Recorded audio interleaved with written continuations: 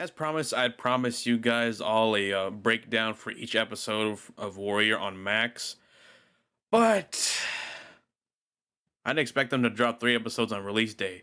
So we're just going to be doing this one at a time and taking our time. Anyways, there will be spoilers for Warrior Episode 1, so if you haven't seen it, click off the video now. The episode starts with Assam picking out Long Z members selling molasses in their territory, and a huge fight breaks out where one character after another is introduced. We get a long-awaited fight between Assam and Li Yong again. Assam is shown to improve in his fighting a little bit, and I expect another fight with no interruptions between these two again before the season ends. Bill interrupts their fight, and the entire Chinatown police squad starts breaking up the tongs, and everyone goes running. Bill chases after Assam, and this is where we learn that local Chinese businesses have been shut down due to the police cracking down on the tongs. We also learn that Bill is on his way to being the new chief of police, since the actor for the previous chief, Chief Flanagan, played by David Butler, passed away in 2021, around the time when the series was still cancelled.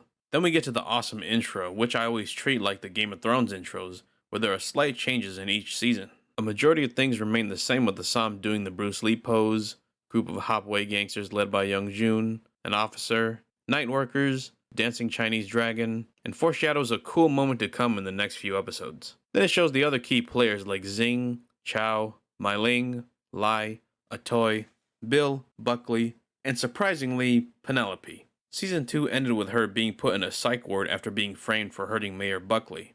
The actress who plays Penelope, Joanna Vanderham, is currently on another TV show, and it doesn't seem likely that we'll see her return as a series regular. I'm expecting a possible one-off episode to bring a little focus back to her character in a future season, but for now, I don't think she's making an appearance at all in Season 3. I'm still surprised they kept her in the intro though. Maybe she'll still play a key role in the future? We'll have to wait and see what the writers do. Next, we get a scene with Chow trying to sell guns, and he sees a pyramid of cash that'll be important for later. We bring our focus back to our trio, aka Assam, Youngjun, and Hong, and it appears bulls are patrolling Chinatown.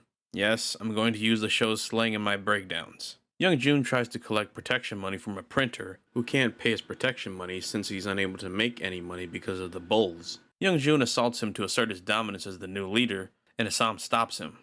After that commotion, Youngjun's bitterness he started to harbor for Assam at the end of Season 2 finally starts to bubble up to the surface. Assam tries to talk him down, but Youngjun doesn't want him to challenge him in public ever again. I'm expecting more tension to build between Youngjun and Assam as things get more hectic. Mark Dacascos' character, Kong Pak, makes his first introduction in the show by uniting his Tong, the Jianyao, with the Long Z, since he believes they would all work better together than apart. Mai Ling accepts their offer to merge. It also makes me wonder, where the hell was he this entire time? We could have used Mark Dacascos at the riot in Season 2, but it's awesome to see another martial arts action actor on the show. This is also where we learn that Kong Pak and Li Yong are good buddies from back in the day. If you ask me, I feel like Kong Pak has a bigger plan at play by joining the Long Z, and it may test his friendship with Li Yong. Like I said before, you don't cast someone like Mark Dacascos and not have him play a major role in the story. This man has fought Jet Li, John Wick, he was an American Kamen Rider, he was Kung Lao. He's definitely important to the story.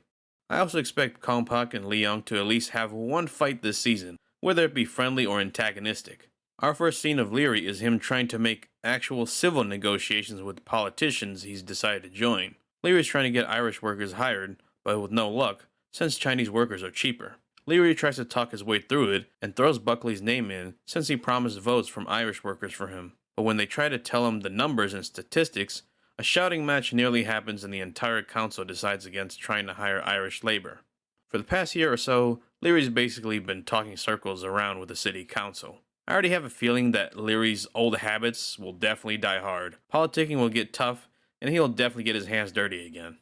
And of course, old habits truly die hard, since he does convince one of the councilmen to have the right statistics. We go back to Bill, and he's visiting his wife and kids, who is apparently living with his sister-in-law, since his brother-in-law asked him when his family is gonna GTFO. So Bill's trying to get his wife and family back, but after the home invasion from Zing, his wife definitely does not feel safe coming home until he leaves the Chinatown squad. But he's promising to her that he's going to become chief and then he can leave the Chinatown squad behind him. Honestly, I have a bad feeling that Bill's not going to make it out this season. Zing has definitely escaped from jail and is definitely on his way right now to San Francisco as we speak. And when he returns to Chinatown, He's definitely going to get his revenge one way or another. Also, I'm just now realizing that we have not seen Assam and Zing fight. Maybe there's a chance that'll happen this season. Meanwhile, in Chinatown, Atoy prepares to leave for a weekend trip to Nellie's farm and has a conversation with Assam about young June and how he could go rogue at any moment. Assam even humors the idea of just leaving Chinatown in the rearview mirror. If you ask me, it further foreshadows either people leaving behind everything in Chinatown and starting anew, or they want to escape but are always pulled back to it. Buckley and Mai Ling have another secret meeting, and Mai Ling's being warned about flying too close to the sun, and both share Chinese and American wisdom as a way to draw battle lines. However, it's clear that Buckley is no longer threatened by Mai Ling's blackmailing photo, and she also realizes she'll have to make bigger moves out of the shadows. There's another scene of Leary at a bar trying to ease the tension with Irish workers he promised jobs to, and then we get a clean transition to where Officer Lee is now. Lee is still a runaway and sort of junkie with his girlfriend Abigail, who helped him in season 2. He's basically become the bouncer for her bar. I have no idea what direction his character is headed to next, but I'm hoping it involves him learning martial arts from Assam or something. But that's just wishful thinking on my part. Young Jun confronts Chow at Atoy's place and declares that Chow chooses a side because of how wishy-washy his allegiances are. For the past 2 seasons, Chow has been the mediator between the Tongs and sold weapons to everyone. Now, Young Jun wants him to choose a side, and he's not completely wrong in how he feels. Bulls are cracking down on Chinese and Tong businesses, and Chow's not going to be able to keep up his trades. Once Hong and Young Jun leave the scene, Chow and Assam have a conversation about how uppity Young Jun has been getting, and how he'll eventually be the downfall of the Hop Way. Assam claims he's loyal to Young Jun, and is willing to bring down the Long Z even with his sister in it, but Chow reminds him that there will come a point where he too will have to choose a side, even when family matters are ugly. This is also when he mentions the pyramid pile of money from earlier. The next day, just when Bill thinks he's going to become the new chief and finally leave the Chinatown squad, they hire a new police chief from New York who managed to bring order to New York's Chinatown. This announcement of a new chief pisses off Bill greatly that he confronts Mayor Buckley about it, but to no luck since he's not shown any satisfying results from policing Chinatown. Bill goes to visit Lee later that night at Abigail's bar to ask if he'll come back to the force, but Lee refuses since he's a wanted man and the Chinatown riot mentally broke him. He's still someone who wants to do good, but just not as a cop. I love how regardless of all things that have happened to him, like getting his ass whooped by Zing, getting his ass whooped by another cop during the riot, Lee is still a Boy Scout through and through, always trying to do the right thing. Atoy goes to Nellie's farm, where she reunites with Lai, aka the badass swordswoman from the previous season. I like that even though Atoy left her there in the last season to have a better life, the writers didn't completely write off Lai's character and allowed for Atoy to visit her like how a parent would. Nellie even proposes the idea of Atoy living with her at her farm, since it would be a more peaceful life than Chinatown.